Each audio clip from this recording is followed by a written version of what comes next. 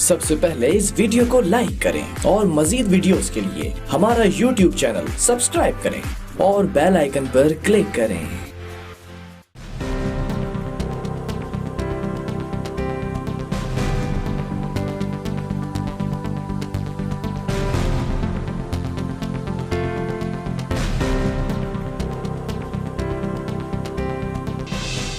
बिस्मिल्लाहिर्रहमानिर्रहीम, अस्सलाम वालेकुम नाज़रीन, मैं साइमा कौल खुशामदीद कहती हूँ आपका प्रोग्राम कराची की आवाज़ में। अस्तग़फिरुल्लाहिल अज़ी ला इलाहा इल्ला हुवल क़य्यूम व अतूबु इलैह। और रमज़ानुल मुबारक के अयाम जितनी तेज़ी के साथ गुजर रहे हैं, ऐसा लगता है कि जैसे रमज़ान को भी खासी जल्दी है ये रुख्सत हम लेने की।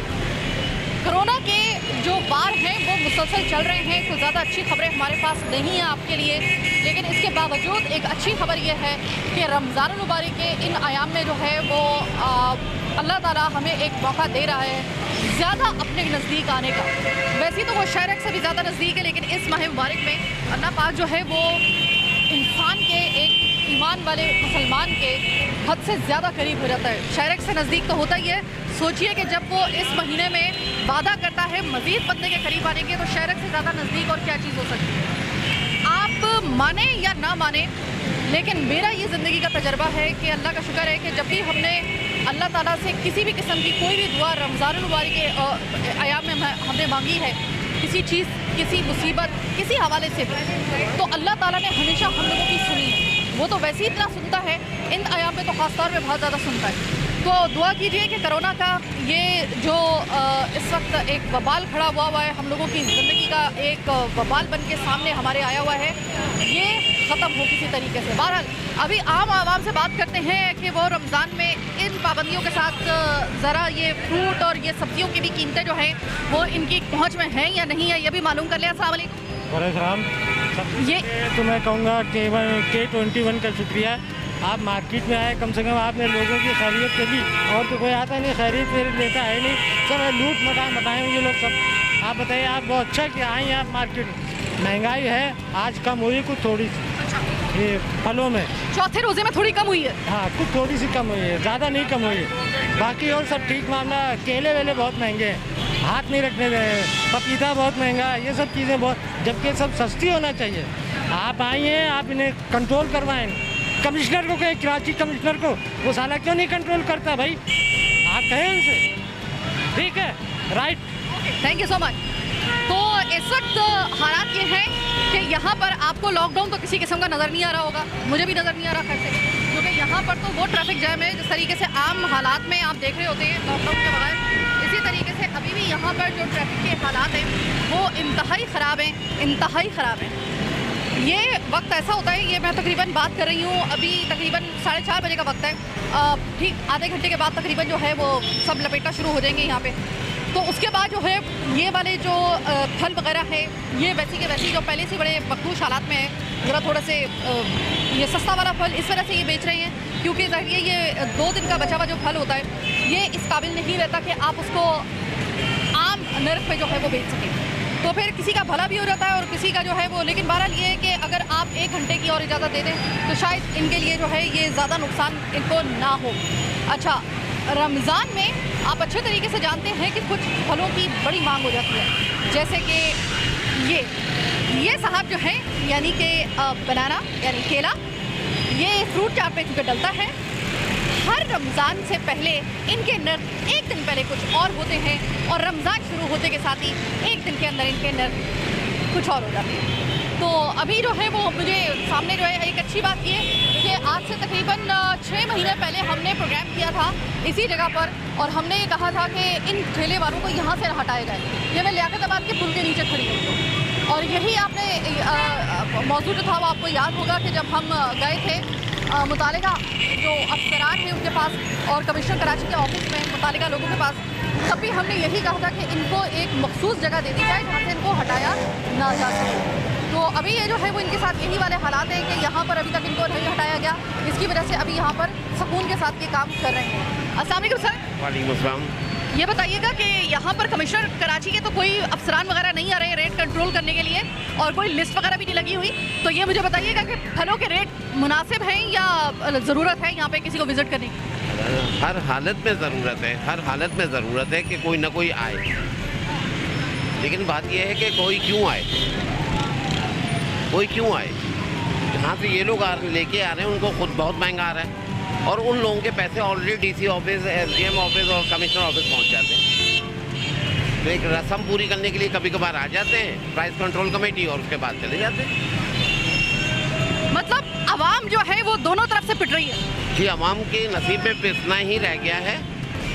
वहाँ से वफाकी गवर्नमेंट पीस रही है, यहाँ से सिंध गवर्नमेंट तो फिर कुछ ना कुछ कर रही है। वफाकी गवर्नमेंट ने तो सत्यानाश कर दिया इस मुल्क का, क्योंकि जहाँ तक मेरा अंदाज़ा है कि वफाकी गवर्नमेंट ये चाहती है कि इस मुल्क में 40-50 हज़ार लोग मर जाएं, तो फिर शायद उनको वहाँ से उनकी किस्तें भी माफ़ हो जाएं और दूसरी चीज़। यानी आपको नियतों में फतूर आपको लग रहा है? स्पेशली वफाकी गवर्नमेंट। ठीक है, सिंध गवर्नमेंट में भी कुछ होंगे, ऐसा नहीं कह रहा कि मैं सिंध गवर्नमेंट को बिल्कुल पारसा कह रहा हूँ, लेकिन सिंध गवर्नमेंट जो कर रही थी, जो लॉकडाउन में जो सख्ती कर रही है, ये इंतहाई ज़रूरी था। ये आप भी जानती हैं, मैं भी जानता हूँ कि इंतहाई ज़रूरी था। जान बचेगी तो कारोबार भी चलेगा, जब जान ही नहीं बचेगी लोगों। अच्छा, वैसे आप विभाग की हुकूमत को इतना ज़्यादा कह रहे हैं कि उनकी नीयतों में फतूर है और वो चाह रही है कि लाशें पे लाशें गिरें। आपको पता है ना कि वो गवर्नर सिंध जो हैं इमरान इस्माइल साहब, अल्लाह ताला उनको सेहत है, उनका भी कोरोना टेस्ट पॉजिटिव आ गया। देखिए, इन लोगों का कोई भरोसा नहीं है। सियासतदानों का कोरोना कभी पॉजिटिव आ जाए या नेगेटिव, पल भर में पॉजिटिव होगा, पल भर में नेगेटिव। कल मैं थोड़े दिन पहले मैं एक पता नहीं किसके हवाले से पढ़ रहा था, सईद गनी नहीं सईद गनी नहीं, पंजाब के कोई थे, उनका पॉजिटिव आया था। उनके घर वालों ने शोर किया तो वो सिंध आगा खान को टेस्ट करवाया तो वो नेगेटिव हो गया, यानी विद इन 24 आवर वो नेगेटिव हो गया। What amazing result. तो आप खुद सोच सकते हैं इनका क्या हाल है। तो मैं इनकी निस्बत में ये कह रहा हूँ कि मैं ये नहीं कि मैं इनकी फेवर कर रहा हूँ सिंध गवर्नमेंट की, मैं ये कह रहा हूँ कि वफाकी गवर्नमेंट की ख्वाहिश है कि आप एक कंपैरिजन कर रहे हैं अपनी नज़र में। मेरी नज़र में कंपैरिजन है, मुझे सिंध गवर्नमेंट के रिजल्ट बहुत अच्छे नज़र आ रहे हैं बनिस्बत इनके। अच्छा, वैसे लॉकडाउन आपको नज़र आ रहा है? वैसे अभी तो ये मौका ऐसा है कि ये बात नहीं करनी चाहिए। ये टोटल मिसमैनेजमेंट है, गवर्नमेंट करना चाह रही है लेकिन ये मिसमैनेजमेंट हो रही है। कि आप जैसे मैं भी इसके बगैर निकल के आ जाऊँ तो, और जैसे आप मेरी तरफ से मिसमैनेजमेंट है ना, जो मैंने ग्लव्स नहीं पहने हुए, तो ये है। अल्लाह ताला आपको सेहत दे, अल्लाह ताला और मैं ज़्यादा परेशान इस वजह से हूँ कि कोरोना तो चलो एक अजाब है ही, आजमाइश है, अजाब है, व्हाटएवर जो आप उसको कहना चाहे, व्हाटएवर यू वांट टू से, लेकिन जो असल में इस वक्त अजाब है ना, वो है जो हम अपने हाथों से लेकर आ रहे हैं। हम में से कोई भी ऐसा शख्स नहीं है कि जो कि एक गरीब आदमी का सोच सके कि वो सामने आप देख रहे हैं मजदूर पता नहीं कितने दिन के भूखे बैठे हुए हैं। हमारे लिए तो मजदूर आज है, हमारे लिए तो रोज़ा शायद आज है। अच्छा, ये आप मुझे देख के आए हैं? जी, ये आप लोगों को देख के आप शेर बने। इससे पहले कोई एहसास नहीं था, इससे पहले कुछ नहीं। ये तीनों को बुला लीजिए, ये भाई साहब इधर आइए यार, इनको बुलाओ। आपकी बात ही नहीं सुन रहे। आप इधर आए, आप इधर आए ना। मामला गर्म होने वाला है, इससे पहले कि मामला गर्म हो, छोटी सी ब्रेक का वक्त हो गया।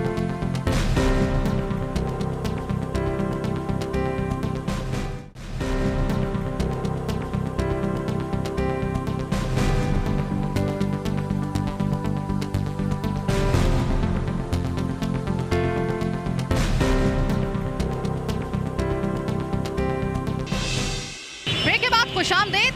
मामला खासा गर्म हो गया था ब्रेक से पहले, इस तरह से ब्रेक लेना ज़रूरी था कि हम नहीं चाहते थे कि रमज़ानुल मुबारक के औकात कार में और ख़ास तौर पे जिस वक्त मेरा प्रोग्राम नशर होता है तो उस वक्त रोज़ा अफ्तार हुआ होता है और कुछ ऐसे मनाज़र आपको या कुछ ऐसे आवाज़ें या कुछ ऐसी बातें आपके कानों में आई जिसकी वजह से आपका रोज़ा थोड़ा सा फासिक हो जाए। अस्सलाम वालेकुम बाबा। अस्सलाम वालेकुम। और क्या काम कर? जी हम गरीब लोग हैं, गरीबाबाद राशन आता है हुकूमत की तरफों, आज तक हमें नहीं मिला। छोटे छोटे बच्चे हैं और मकान किराए का है। वो 12,000 वाली स्कीम जो बोली थी SMS किया हमने, अभी बोल रहे थे कि हम पड़ताल करेंगे बाद में बताएंगे। हम गरीब कहाँ जाऊँ, ये झूला चलाता हूँ, बेरंग लेने आया हूँ। मैं रहता गरीबाबाद हूँ, मकान मेरा किराए का है, 12,000 किराया है 1 महीने का।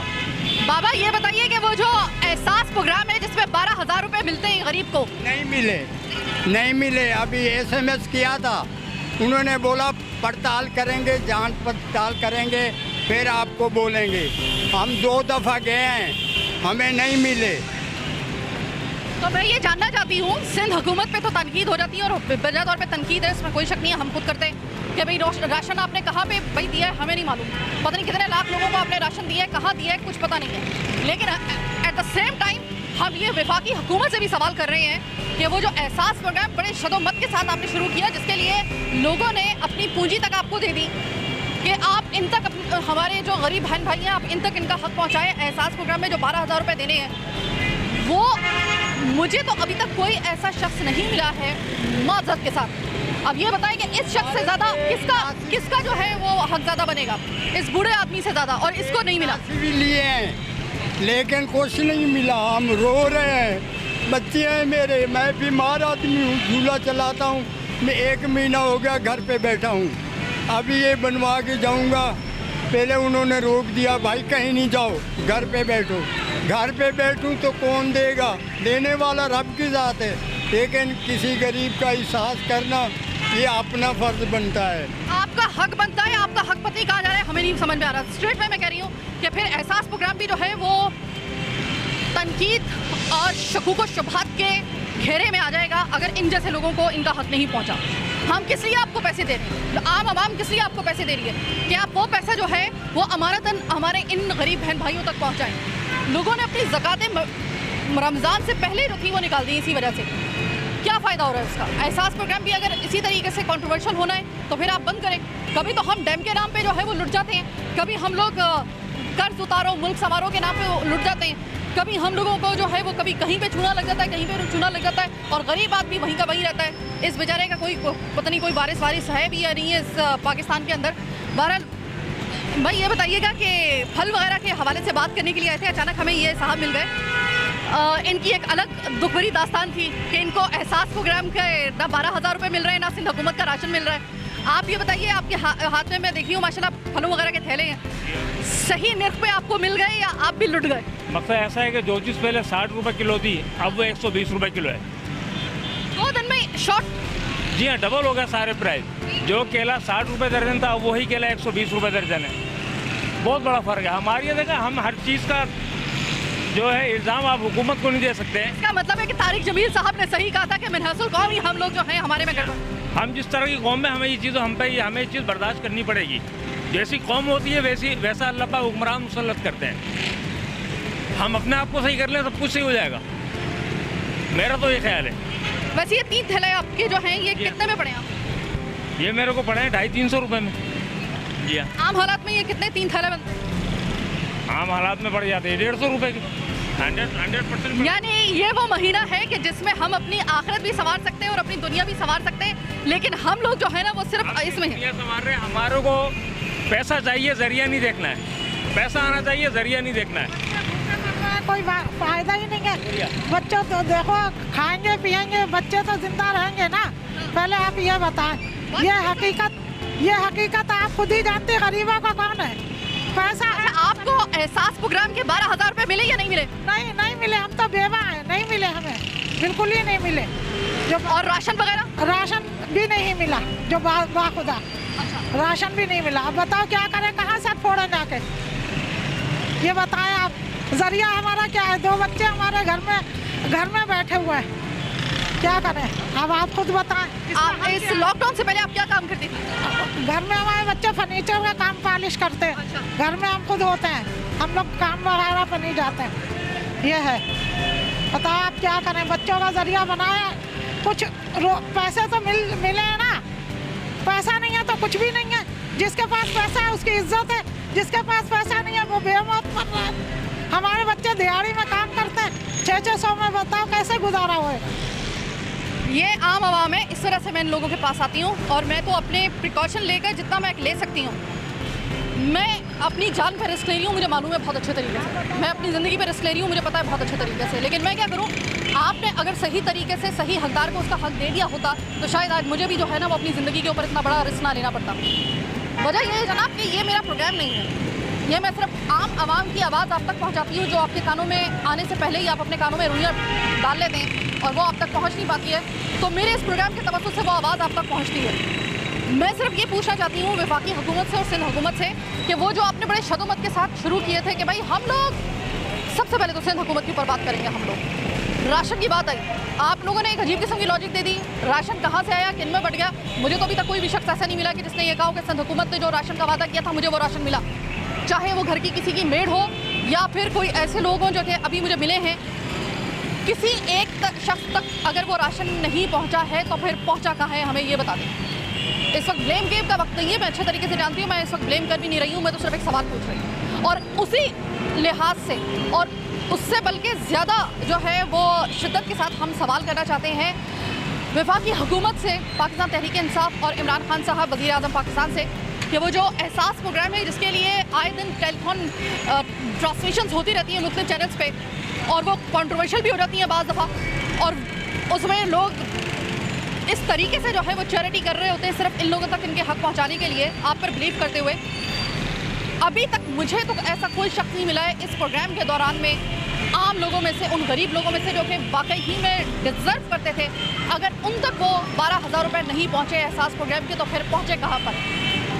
सिंध हुकूमत, वफाकी हुकूमत, आपसे यही सवाल करने अल्लाह का वास्ता है, मज़ीद कोरोना को जो है ना वो तैश मत दिलवाएं। पता नहीं, हमें तो ये भी नहीं पता कि ये आजमाइश है या ये कोई इम्तहान है या फिर ये कोई अजाब है, कुछ पता नहीं चल रहा है। ये बस मुसल्लत हो गया है हम पर, और मुसल्लत हो गया है, और कुछ ऐसी चीज़ें हैं जो अब हमें भी मान लेनी चाहिए कि देखिए मिनहसल कौम, एक तो हमें अपने गिरेबान में झांकना पड़ेगा, लेकिन उससे पहले हुक्मरानों को सबसे पहले जो है वो आवाम को जवाब दे होना है। और आप आवाम को जवाब दे हो या ना हो, ये याद रखिएगा, आपको अल्लाह के हाथ जवाब दे ज़रूर होना है। और वो हिसाब किताब जो है ना वो रखता नहीं है अपने ऊपर, उसके वहाँ पर उधार का कोई सिलसिला नहीं होता, वो फिर हाथ के हाथ बात दफ़ा करता है। हाँ, आपका कभी कभी जो है वो किसी वजह से जो है वो थोड़ा सा हिसाब किताब लेट हो जाता है, लेकिन होता ज़रूर है, बस ये याद रखिएगा। बहरहाल मैं साइमा कमल आज के प्रोग्राम से आपसे चाहती हूँ इजाज़त। कल इंशाल्लाह आपसे फिर इसी वक्त मुलाकात होगी मेरी टीम के साथ, तब तक के लिए अपना बहुत ख्याल रखिएगा। अस्तग़फिरुल्लाह अल-अज़ी ला इलाहा इल्ला हुवल हय्युल क़य्यूम व अतूबु अलैह।